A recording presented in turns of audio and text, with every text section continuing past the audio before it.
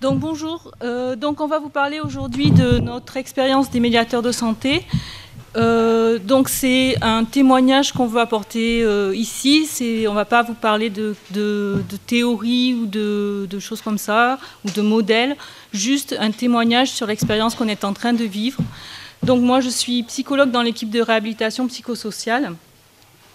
Et donc j'accompagne Yves et Saïd qui sont les deux médiateurs de notre équipe. Et je vais essayer d'apporter le témoignage, donc mon témoignage personnel en tant que référente et en tant que personne qui a participé à cette aventure depuis le début. Et puis aussi, je vais essayer de parler globalement au nom de toute l'équipe. Donc au début, il y a eu le recrutement des médiateurs. On a entendu parler du programme donc, par M. Lançon et par M. Canta qui était là. Et il a fallu déterminer ensemble des critères de recrutement. Quelles personnes allaient correspondre en fait à l'idée qu'on se faisait des médiateurs de santé. Et donc on est parti sur des personnes qui auraient des aptitudes relationnelles et un parcours personnel en psychiatrie. Il a fallu aussi, au tout début, discuter avec toute l'équipe de comment ça allait se passer, comment on allait accueillir ces nouvelles personnes et qu'est-ce qu'on attendait d'eux aussi. Et c'est vrai que tout le monde s'est positionné d'une façon très très ouverte. Alors peut-être c'est parce qu'aussi notre équipe de réhabilitation a l'habitude de recevoir beaucoup de stagiaires tous les ans de différentes formations. Donc on a comme une tradition d'ouverture et d'accueil de personnel soignant à former. En tout cas, tout le monde était d'accord pour accueillir ces deux nouvelles personnes et les accueillir comme des professionnels et évidemment pas comme des patients. On a réfléchi aussi avec l'équipe de réhabilitation aux personnes qui éventuellement seraient candidates pour tenter l'expérience dans une autre équipe, puisque une des conditions était qu'il fallait que les médiateurs soient médiateurs, mais pas dans l'équipe où ils étaient soignés. Il fallait qu'ils soient médiateurs dans une autre équipe. Et donc, on a réfléchi à présenter des personnes pour candidater sur ces postes-là. Et on a présenté 2 personnes qui ont été d'ailleurs recrutées. Les missions qu'on avait pensé, qu'on avait réfléchi au début, étaient des missions d'accompagnement individuel, de co-animation d'ateliers de groupe. Alors, co-animation, c'est pas parce qu'on avait des craintes de laisser l'animation tout seul d'ateliers ou de groupes, juste comme ça. Co-animation, c'est parce qu'on est toujours en co-animation sur des groupes. Et donc, on a pensé qu'eux aussi pouvaient participer à cette co-animation-là.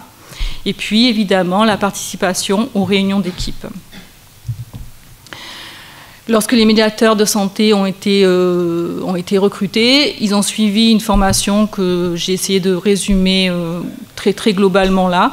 Donc, ce sont des formations de niveau L3, donc de niveau licence, avec des validations par un contrôle des connaissances.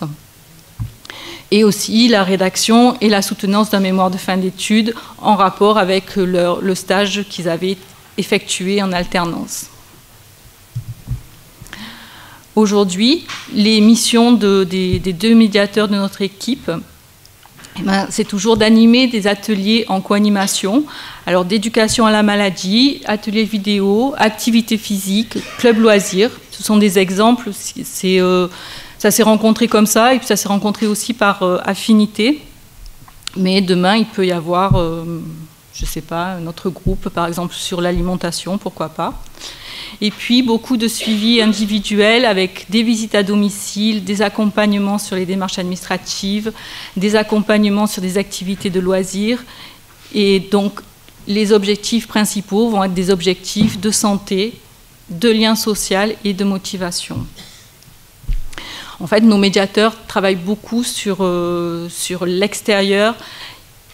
Ils font beaucoup de liens avec la vie ordinaire, la société civile, tout ce qui est en dehors de l'hôpital.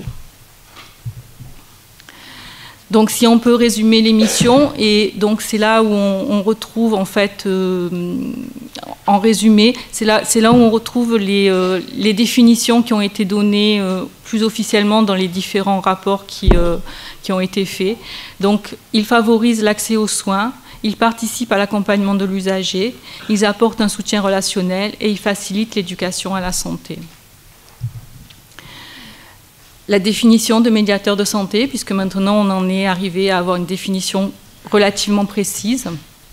Donc la médiation en santé mentale exercée par les pairs constitue une interface favorisant l'accès aux soins et l'alliance thérapeutique en psychiatrie et en santé mentale. Le médiateur de santé pair est en capacité d'utiliser son vécu personnel de la maladie et son parcours de rétablissement, ainsi que sa connaissance de l'utilisation des services de psychiatrie et de santé mentale. Aujourd'hui, les médiateurs sont membres de l'équipe à temps complet. Ils donnent des avis complémentaires au cours des réunions dans l'organisation de la prise en charge des usagers et évidemment, ils ne sont pas toujours d'accord avec les différents membres de l'équipe, qui eux-mêmes ne sont pas toujours d'accord entre eux d'ailleurs. Et donc, on a des avis, on les partage, on discute beaucoup. Des fois, on se dispute un petit peu aussi, mais c'est tout à fait normal et c'est même ce qu'on attend d'eux, qu'ils aient une autre approche, un autre regard de l'équipe soignante pure, je dirais, presque. Ils sont des acteurs incontournables dans la prise en charge des usagers. Ils aident beaucoup, beaucoup, beaucoup et ils font vraiment un lien très, très important entre nous et les usagers. Ils ont des actions qui s'inscrivent dans la reprise d'autonomie dans le milieu ordinaire. Donc ça va être beaucoup des accompagnements sur des activités de la vie quotidienne, faire les courses, faire le ménage, aller aux activités de loisirs, etc. Ils travaillent beaucoup aussi tous les deux sur tout ce qui est motivation et restauration de l'estime de soi. Et notamment, je pense aussi, grâce à l'exemplarité de leur parcours de soins, parce qu'ils sont, ils sont l'exemple d'un rétablissement, ils sont l'exemple qu'on peut s'en sortir, ils sont aussi un exemple qui est très important, qui peut dire que, ok, il y a eu un accident de parcours, il y a eu une maladie, il y a eu des épreuves très difficiles, mais que de tout ça, finalement, on peut essayer d'en faire une petite boule et de la garder comme quelque chose de l'utiliser comme quelque chose de positif au final. Et donc c'est tout un cheminement qui fait que cette expérience vécue a priori négativement peut finalement être vécue à la fin comme devenir une force, vécue comme quelque chose de positif. Pour pérenniser cette idée des médiateurs de santé pair, et pour espérer vraiment d'en faire quelque chose de constructif et qui dure dans le temps, il y a 2 recherches en cours menées par le CCOMS et le CLERC. Donc avec l'objectif général qui est de mesurer l'insertion des médiateurs de santé dans les équipes en termes de bénéfices-risques pour les âgés, les médiateurs et les professionnels. Alors on a un volet quantitatif et un volet qualitatif. Donc les hypothèses sont que l'intervention des médiateurs a un effet sur la santé des usagers, leur qualité de vie et leur ressenti en termes de stigmatisation. Et l'objectif principal est d'évaluer l'apport de l'intervention d'un médiateur de santé pour les usagers en termes de stigmatisation internalisée, de qualité de vie et de fonctionnement global. Donc on attend les résultats de ces 2 recherches, quantitatives et qualitatives, qui ne sont pas pour tout de suite, mais peut-être 2014. Et on espère qu'avec ces résultats, on aura des éléments qui seront à prendre en compte pour pérenniser les postes de nos médiateurs de santé, parce qu'ils font un super boulot et quand s'ils ne sont pas là, s'ils sont en formation, s'ils sont en vacances, ils nous manquent réellement, ils manquent aussi beaucoup aux patients. Donc on espère pouvoir les garder pendant le plus longtemps possible. Et puis, on espère qu'avec ces résultats, ça pèsera aussi dans la balance pour que le métier de médiateur de santé soit un métier connu et reconnu et entre dans le répertoire de métiers des codes ROM des agences pour l'emploi. Et je vais laisser la parole à mes camarades, puisque moi je faisais juste l'intro, qui vont parler plus longuement de leur travail et de ce qu'ils font avec nous au sein de l'équipe. Oui, donc bonjour, moi c'est Yves Bancelin. Je fais l'intervention avec Saïd Mezamini, qui est mon collègue de boulot dans l'équipe de réhab du professeur Lançon, et Florence Vaillant, qui est notre référente, puisque c'est elle qui a participé au recrutement. À l'heure actuelle, il n'y a pas de définition parfaitement établie de la paire aidance, mais c'est un terme qui fait référence à un soutien mutuel offert par des gens qui ont traversé les mêmes difficultés. Le principe, c'est de se servir de son savoir expérientiel. Donc j'ai mis entre parenthèses issus de leur propre expérience d'un trouble mental et surtout de leur propre expérience du rétablissement. Je tenais à préciser qu'en fait, nous, on ne fait pas trop de distinction entre les différentes pathologies mentales.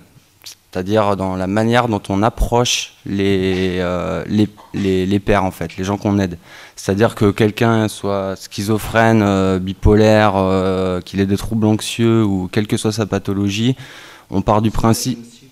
Ouais, du diagnostic, on part du principe que c'est le fait qu'on ait traversé des périodes compliquées qui fait qu'il y a un lien qui peut se créer. Alors j'ai mis une phrase en dessous d'Alphonse de Lamartine. Les mêmes souffrances unissent 1000 fois plus que les mêmes joies. C'est discutable parce que souvent quand on vit des événements joyeux, on a envie de les partager. Mais c'est quand même dans les pays où les situations sont les plus délicates qu'on retrouve le plus de soutien et le plus d'entraide en fait. Ouais, c'est vrai que bonjour tout le monde déjà. Et c'est vrai que pour avoir traversé l'expérience de, je sais pas si on m'entend, l'expérience de l'hospitalisation, c'est vrai qu'on noue facilement des liens parce que on se retrouve dans une situation où on comprend pas grand chose et le fait de retrouver des personnes qui sont plus ou moins dans la même situation, les mêmes difficultés, c'est vrai qu'on noue facilement des liens, quoi. C'était juste pour appuyer la phrase, quoi. Du coup, je fais juste un petit historique du programme. Donc, les acteurs principaux, le CCOMS, le PSM de Lille, les agences régionales de santé des 3 villes qui ont participé à l'expérimentation, Lille, Paris, Marseille, la CNSA, la Fac Paris 8. Ça, c'est une décision qui a été prise, je pense, qui était essentielle, c'était de nous donner l'opportunité de légitimer notre place dans les équipes parce que on ne prend pas quelqu'un comme ça sorti de l'hôpital pour le placer dans les équipes de soins, ça aurait été un petit peu compliqué. Et on a suivi une formation avec des intervenants très variés, des anthropologues, des psychiatres, des formateurs. On a eu une formation quand même assez complète qui nous a... Enfin moi surtout ce qui m'a servi c'est toutes les notions en fait, de mise en garde sur les transferts éventuels. C'est un truc sur lequel peut-être que j'aurai le temps de revenir dans les diapos suivantes. Mais on se laisse très vite prendre par l'empathie et presque par la compassion. Alors on nous avait mis en garde, on nous avait dit faites bien attention, l'empathie c'est différent de la compassion. Mais on a vite fait de se laisser entraîner dans la dérive tellement le boulot est prenant et tellement c'est agréable de partager des choses avec les pairs, quoi. Et la FNAPSI. Juste par rapport à la formation, c'est vrai que même si on était très motivés, même si la formation nous a quand même permis d'avoir une approche professionnelle, que même si on ne s'est pas rendu compte au début, ça nous a préservé, ça nous a pas mal préservé parce qu'il y a quand même une approche à avoir et que c'est pas évident, quoi, c'est pas inné. Et moi, je sais personnellement, oui, ça m'a servi dans le sens où on part avec beaucoup d'ambition, beaucoup d'envie, et on a eu la chance dans la formation d'entendre une intervention d'autres médiateurs qui nous ont formés, qu'on était là pour essayer dans notre travail et pas forcément pour attendre un résultat, sinon on aurait été énormément déçus, on aurait culpabilisé, enfin voilà, quoi. Le programme a été inspiré de l'expérience québécoise. Donc, comme vous a dit Saïd, en fait, il y a 2 médiatrices pairs de santé qui sont venues nous présenter comment ça se passait au Québec. C'était Nathalie Lagueux et Noémie Charles qui ont fait une intervention justement à l'EPSM en nous présentant les différents axes sur lesquels ils travaillaient, comment ils voyaient le métier, et ils nous ont donné un manuel qui était vraiment très bien fait sur la manière dont on peut démarrer un suivi avec un pair. Inspiré aussi de l'expérience marseillaise, puisque je crois que c'est presque même certain à Marseille que les premiers pairs en fait sont arrivés dans des équipes de soins. Et ça a commencé par la présidence des assos avec la loi de 2005 qui favorisait l'intégration des personnes en situation de handicap psychique en fait. C'était à l'assaut des Sentinelles Égalité qui avait été soutenu, projet qui avait été soutenu par Vincent Girard. Il y avait Dolores Torres qui était responsable secteur d'Édouard Toulouse. Et c'était Claude Lefebvre, le médiateur santé, qui avait été élu à la présidence du GEM. Également, d'ailleurs, je l'avais rencontré, et c'est comme ça que ça m'a donné envie de faire ce boulot, parce que je traînais pas mal à la rue avec des gars que j'essayais d'aider, plus ou moins, enfin bénévolement, parce que j'étais dans la même marque qu'eux en fait. Et j'avais rencontré Claude, et du coup, il m'avait dit, essaye de passer à notre local, qui était le mouvement et action pour le rétablissement sanitaire et social. Et voilà. Et puis Herman Handubler également, qui avait été président du GEM des Nomades Célestes. Voilà. Du coup, le concept de père aidant repose sur l'idée que les personnes les mieux placées pour comprendre une personne en souffrance psychique sont les personnes ayant été elles-mêmes en souffrance psychique. Je ressouligne que nous on fait, en gros, c'est des bipolaires vont pas suivre que des bipolaires, des schizophrènes vont pas s'occuper que de schizophrènes, et c'est justement cette mixité qui fait que, parce que dans la formation, je reviens juste dessus, en fait on s'est rendu compte que des gens venaient de tous les horizons, ils avaient des âges différents, ils avaient eu des préoccupations, des occupations différentes, des métiers différents. Et en fait, ça a été aussi des moments de partage pendant la formation parce que on a appris sur les autres pathologies, sur la schizophrénie, sur l'anorexie, sur la dépression qui a encore un petit peu mauvaise presse, et qui a jamais entendu dire que quelqu'un qui s'absentait pendant 2 mois au boulot pour une dépression, c'était un feignant. Et voilà, et du coup moi en tout cas ça m'a vraiment permis d'apprendre à mieux connaître toutes les pathologies. Dernière petite précision, le CCOMS avait précisé en fait pour éviter les polémiques que les personnes ayant été en souffrance psychique n'étaient pas obligatoirement les mieux placées, parce qu'effectivement on travaille en équipe. Et du coup, même si notre situation peut faciliter les échanges, il peut se passer qu'avec certaines personnes, ça bloque un peu. Et on est toute une équipe pour soutenir et pour bosser dans un objectif commun, quoi. Pour répondre aux demandes, des fois les demandes elles sont plus, elles vont plus se porter vers d'autres membres de l'équipe, quoi, qui ont un poste différent. Auquel cas, on est juste une interface entre le patient et l'équipe, quoi. Les origines du programme, du coup, heureusement qu'il est pas là, Monsieur Lançon, parce que du coup, je lui ai mis que Pinel était à l'origine de la psychothérapie moderne. Mais j'avais écrit ça parce que effectivement, c'était lui un des premiers à dire que les fous pouvaient guérir, quoi. Donc, ça me semblait assez important de le préciser.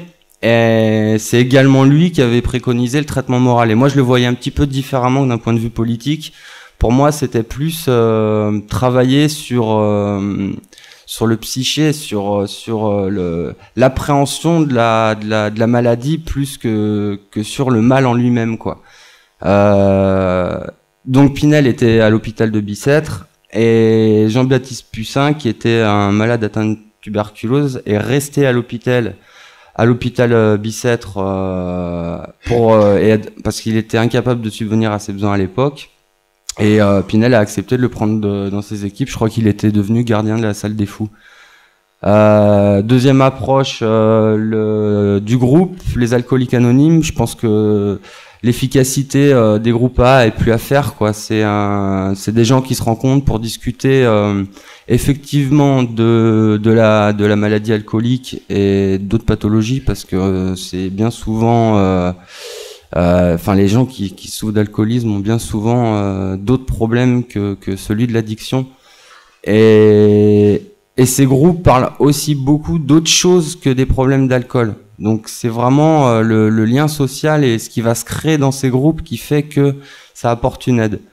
C'est un groupe qui avait été créé, je crois, par un mec qui travaillait dans les affaires et un médecin qui avait des problèmes d'alcool. Notion d'empowerment qui est née là-bas, du coup. Une des premières personnes à avoir parlé librement de sa schizophrénie, je crois que son bouquin avait fait un tabac, c'était Patricia Digan et Judy Chamberlain, donc qui se sont appropriés le concept de recovery qui avait été développé par le mouvement des alcooliques anonymes. Je vous ai mis une petite définition. Le recovery comme un processus dont le but n'est pas de devenir normal, parce que pour moi il n'y a pas de normalité, quoi. Et la normalité, c'est d'être différent. C'est un peu bateau, mais je pense que c'est vraiment un truc, si tout le monde vivait avec ça, ça changerait beaucoup de choses, quoi. L'empowerment, alors c'est une notion qui est en fait assez simple, hein. Moi, je considère ça comme en fait la capacité à pouvoir réunir tout ce qu'on a de positif en nous et tout ce qu'on a fait de positif par le passé pour se reconstruire un futur qui soit viable, quoi. Et pour ça, il faut pas bloquer sur la maladie, mais plutôt voir ce qui va être possible par le futur. C'est pour ça que j'ai mis qu'il fallait plutôt voir alors la santé, bon, c'est discutable, mais c'est l'idée. Oui, je suis d'accord. Là, je reprends un petit peu le titre de... ça devait être Monsieur Tim Sigan qui avait mis la personne souffrant de maladie mentale, d'une conception passive du soin à une application personnelle dans le processus de rétablissement. Parce que je pense que c'est en l'évolution, mais encore trop souvent, les gens qu'on rencontre à l'hôpital, ils sont réfractaires aux soins et ils sont pas conscients que pas toujours en tout cas, qu'il faut commencer par accepter ce qu'on nous a dit, même qu'on soit d'accord ou pas, on peut toujours avoir un niveau d'acceptation de manière à pouvoir s'impliquer dans son rétablissement. Je crois que c'est capital et on en reparlera après, mais c'est un petit peu, mais même beaucoup le principe de l'ETP, quoi. C'est que le patient, il est au cœur du soin et au cœur de son propre établissement. Voilà. Réalité du rétablissement. Alors je pense qu'on en a déjà beaucoup parlé. Processus très long qui demande un gros travail d'acceptation. Si je prends mon exemple, moi ça m'a mis ça a dû me prendre 8 ans, quoi, à peu près, entre le moment où je me suis rendu compte que je partais complètement en tétine et les moments où j'ai réussi à travailler sur mes pensées, quoi. Évidemment, le rétablissement, il faut qu'il se fasse accompagné, parce que quand on se sent seul, c'est juste pas possible de se rétablir, parce que quand on souffre d'un trouble psychique avec toutes les représentations sociales, c'est une galère à vivre, quoi. Et plus on se renferme sur soi, moins on a du mal à s'ouvrir, et plus on reste seul. Enfin, c'est un cercle infernal dans lequel on n'arrive plus à s'en sortir, quoi. Beaucoup d'écoute. Je pense que c'est là que notre travail, en fait, il prend sa source. C'est dans l'écoute. C'est pour ça que c'est bien qu'on ait mis du temps avant de mettre au point une fiche de fonction, parce que ça nous a laissé le temps de voir comment ça se passait dans les équipes, et ça nous a permis de passer du temps avec les usagers. Et je crois que s'il y a une chose qui est vraie dans le rétablissement, c'est que c'est un truc qui prend du temps, et peut-être même qui se finit jamais, parce que dès qu'on relâche la tension, c'est l'ouverture à la rechute, en fait. Et il faut être sans cesse sur ses gardes et sans cesse en train de positiver sur chaque moment qui passe. Chaque jour qui passe, c'est un truc positif sur lequel on s'appuie pour continuer à avancer. Tout ce qui est positif, il faut le prendre. Et malheureusement, c'est de plus en plus dur parce que la société va de plus en plus vite, il faut consommer de plus en plus, il faut gagner de plus en plus d'argent, et c'est extrêmement compliqué pour quelqu'un qui sort d'hospitalisation ou même qui est simplement suivi dans un centre médico-psychologique, de se dire que il va réussir à se réintégrer dans cette société qui va à 200 à l'heure, quoi. Puis en plus, la société, pour moi, c'est un ensemble de gens qui sont individuels, qui forment des petites communautés. Et quand on est malade psychique, on fait partie d'une petite communauté, d'une minorité qui est hyper mal vue. Donc c'est encore plus complexe, quoi. Je pense que on a accélérer un peu. Les interventions, je pense qu'on peut les faire en fait à tous les stades, avant l'hospice pour rassurer sur ce qui peut s'y passer et puis éventuellement préparer le terrain. Pendant l'hospice parce que c'est dur à vivre et c'est toujours bien d'avoir quelqu'un qui est à l'extérieur pour rappeler que le monde continue à tourner et positiver et dire que bientôt il va sortir. La préparation de la pré-hospitalisation qui est hyper importante, qui est un petit peu le même que pendant l'hospitalisation. Parce que quand on est hospitalisé, on est un petit peu dans un cocon, même pas un petit peu, on est dans un cocon ou en tout cas dans une bulle qui est vraiment à part ce qui se passe à l'extérieur. Et ouais. Oui, il y a aussi que c'est différent selon les personnes qu'on est amené à rencontrer, parce qu'il y a des personnes qui ont quand même des proches qui les soutiennent, et il y a d'autres personnes qui ont quasiment, c'est pas évident pour tout le monde, quoi. Et du coup, il y a peut-être encore plus besoin de. Du coup, une fois sorti, évidemment, parce que l'hospice c'est une chose, mais tout se passe après, donc c'est là qu'on a bien sûr le plus de poids. Peut servir d'interlocuteur privilégié entre la famille et le patient, parce que bien souvent ça crée des tensions. Je pense que ça et moi, on est les premiers concernés. On sait comme c'est dur quand tout est parti en traverser les épreuves difficiles. Du coup, les proches, ils traversent aussi, ils partagent la difficulté. Et des fois, ils comprennent pas tout et ça crée des tensions. Et le médecin, lui, il s'occupe du patient. Des fois, il a pas trop le temps de se préoccuper de ce qui se passe non plus au cœur de la famille. Donc, c'est vrai que nous, on a cette possibilité de pouvoir entrer en contact avec les familles et essayer pas d'arranger les choses, mais en tout cas de dire à la famille que on est passé par là et que on s'en est sorti, quoi. Entre le médecin et le patient, moi, j'ai pas encore eu trop le temps de créer ce type de relation-là, parce que il y avait déjà largement assez de travail avec tous mes collègues au CMP, étant donné qu'il y a plusieurs corps de métier, ergo, psycho, infirmière, ça fait déjà beaucoup de monde et déjà beaucoup de relations, assistante sociale, pardon, Paris, entre les familles et les soignants et entre les patients, parce que le CMP c'est un lieu de passage. Alors oui, effectivement, ça peut être c'est un lieu de formation, mais c'est entre le lieu de vie, lieu de formation pour moi, même si on pourrait en discuter. Mais en tout cas, ici, il passe beaucoup de choses au CMP. Il y a beaucoup de gens qui y passent. Il y a beaucoup de relations, de connaissances qui s'y font. Et du coup, on a aussi, je pense, le rôle d'essayer de créer un lien entre les gens qui s'y trouvent, que ce soit à l'hôpital ou au CMP. Et juste par rapport aux personnes qui passent, des fois, c'est sûr on peut être amené à entendre certaines discussions, qu'on a peut-être déjà partagé certaines idées, mais quand on surenchérit dans le négatif, dans les expériences négatives, des fois on intervient pour pour pas que ça touche trop telle ou telle personne, ou entendre trop de négatif sur telle ou telle expérience. Dédramatiser les situations.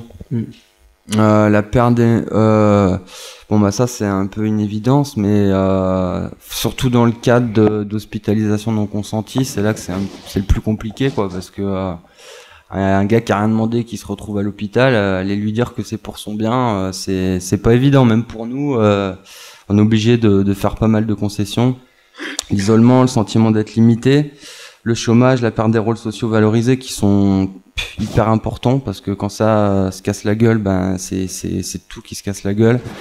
La pauvreté, je l'ai mise parce qu'il y a quand même beaucoup de gens qui sont en souffrance et puis qui perdent tout, quoi, et qui ont plus la possibilité de travailler. En plus, les entreprises, bien souvent, elles sont absolument pas tolérantes, et puis il y a très peu de formation. Les ESAT, c'est bien, mais si c'est pour recoller quelqu'un qui essaye de se sortir du monde médical et de la patho avec des gens qui lui renvoient une image de lui-même quand même vachement négative, et pour gagner un salaire de misère et travailler 8 heures par jour alors que il est sensible au stress, à tout. Pour moi, c'est un peu compliqué. La perte du sens de soi, ouais, même chose, exclusion progressive de la société. Je vous ai mis quelques représentations sociales qui évidemment facilitent pas les choses.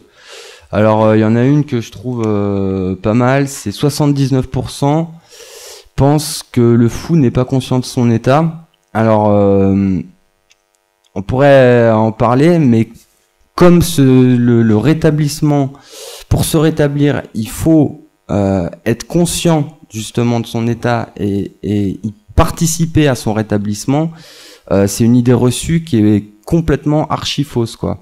Donc et bien souvent les patients sont conscients que les gens ne placent pas énormément de confiance en eux. Donc finalement ils se disent finalement ça roule comme ça, j'ai la hache, ça se passe plutôt pas mal, allez hop, pourquoi je me casserais la tête plus que ça. Et en plus ils le vivent comme une souffrance parce que il y a beaucoup de raisons. En ce qui concerne la souffrance, l'incurabilité, la dangerosité, la sociabilité, la déficience intellectuelle. Alors la sociabilité évidemment parce que si on vous rejette, comment voulez-vous vous ouvrir au monde qui vous entoure, quoi. Les facteurs environnementaux favorisant les symptômes de la maladie psychique, alors c'est l'isolement et la solitude. Moi, je pense que c'est le pire de tous.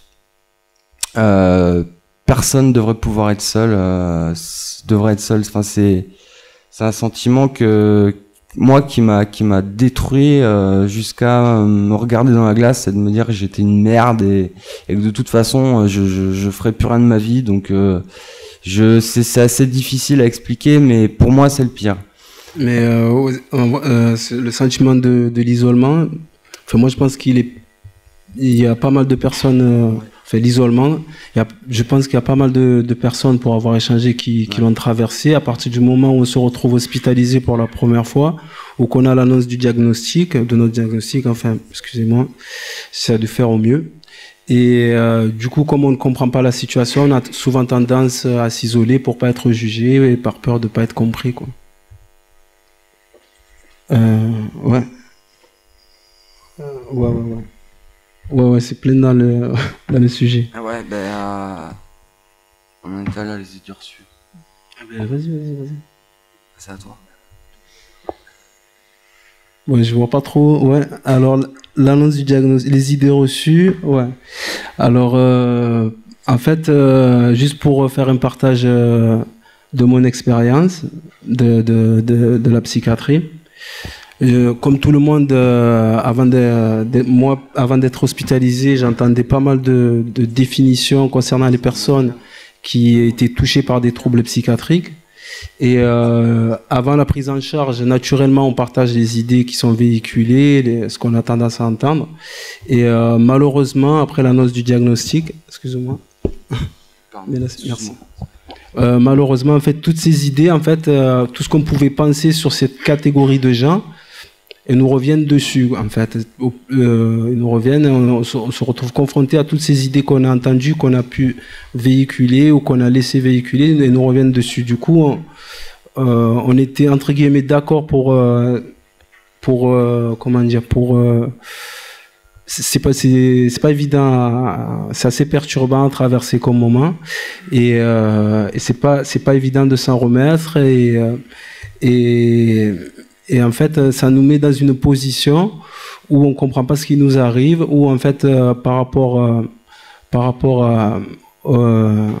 à l'endroit, aux structures où on est pris en charge, le fait qu'on ne comprenne pas ce qui nous arrive, on a tendance à en vouloir aux personnes qui sont censées être là pour nous aider, quoi. Et je pense que à ce moment-là, ça serait bien que des personnes qui ont traversé la même expérience puissent intervenir.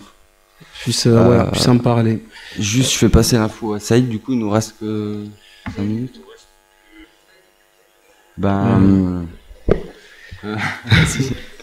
On est d'accord tous les deux pour dire qu'en fait, à partir du moment où on rentre dans les circuits comment dire, où on essaye de s'en sortir entre guillemets, de se stabiliser, d'aller vers le rétablissement, que les personnes qui nous viennent en aide, enfin moi personnellement, avant d'entendre parler de ce projet médiateur, je vous parle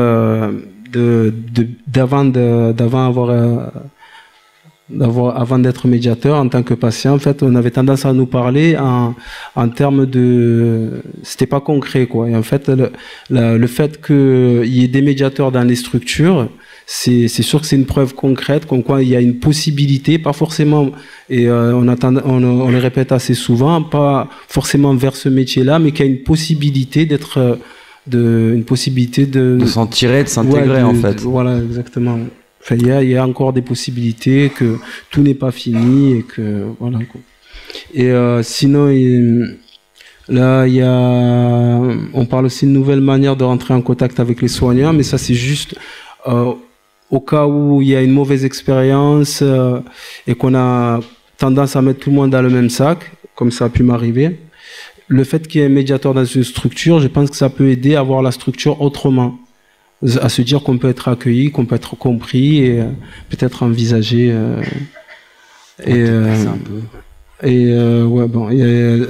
Du coup, pour les équipes, oui, effectivement, de toute façon, c'est un travail complémentaire parce que le médiateur seul, finalement, est-ce que ça serait pas tout simplement un patient qui est sorti de l'hôpital depuis un petit moment, quoi?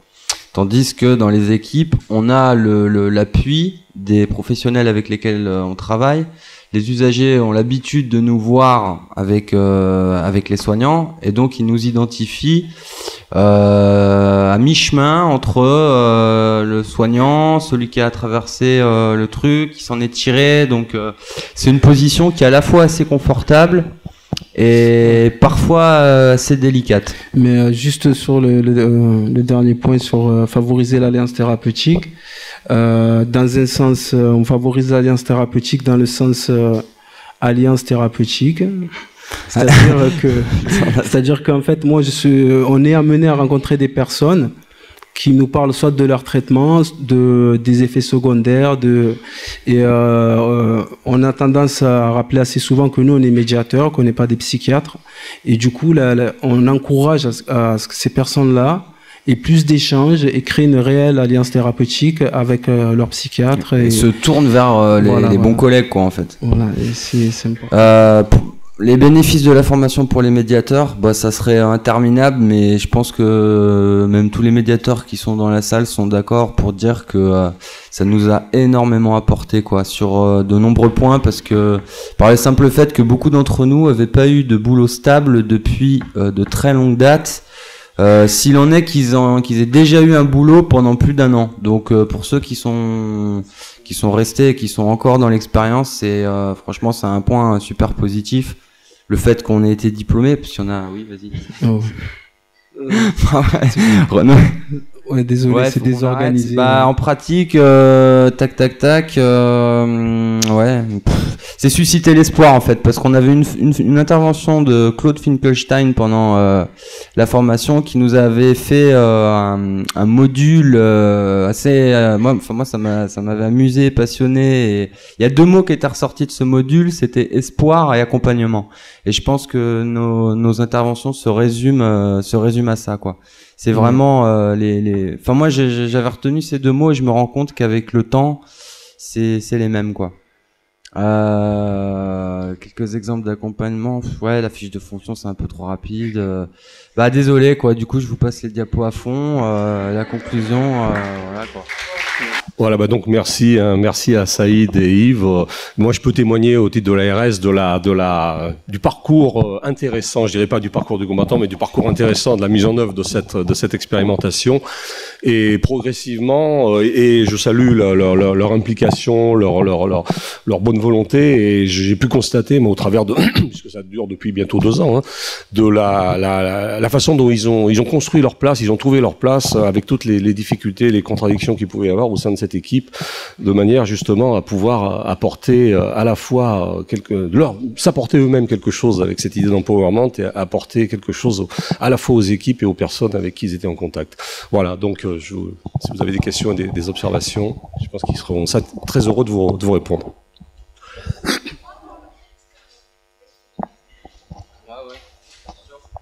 Ouais, je voulais juste vous remercier pour l'accueil, et je vous remercie aussi, et partager aussi ça avec les autres médiateurs qui tiennent leur poste et les médiateurs à venir, en espérant.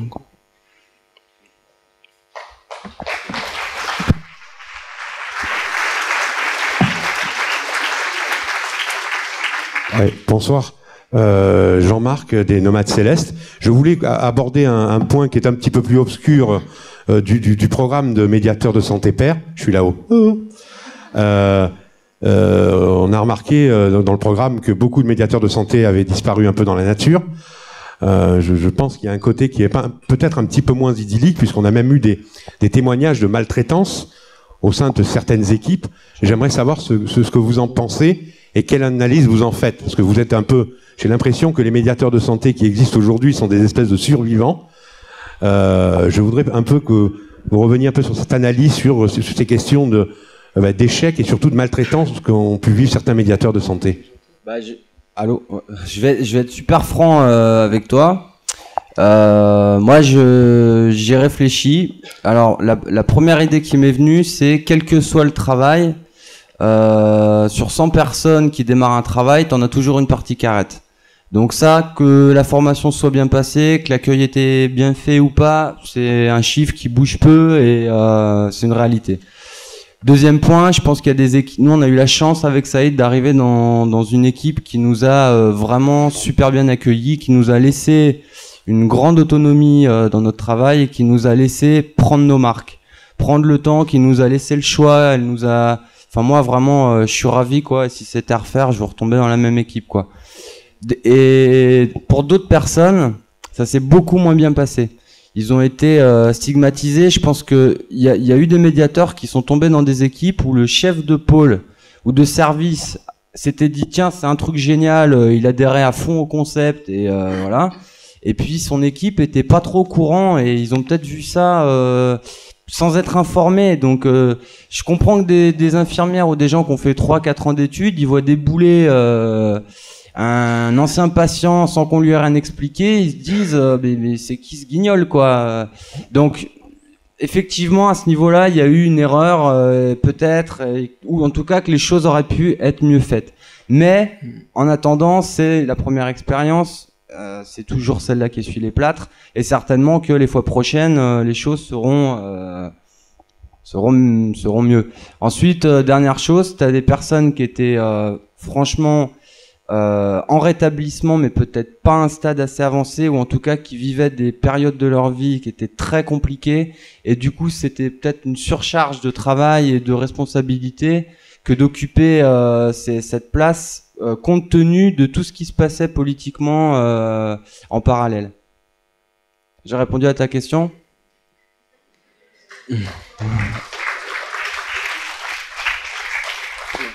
Non, je voulais juste faire une petite parenthèse sur le recrutement des médiateurs et surtout des structures, en fait. Que c'est vrai que pour avoir entendu un peu ce qui se passait dans certaines structures, j'ai pas bien compris comment ça a pu voilà. Je peux rajouter un mot au titre. Bon, moi j'ai participé aux procédures à la fois de recrutement, pas de recrutement des médiateurs, mais de étude des dossiers et de sélection des établissements. Bon, ça a été fait de manière tout à fait bien cadrée avec la collaboration des différents partenaires, dont la FNAPSI.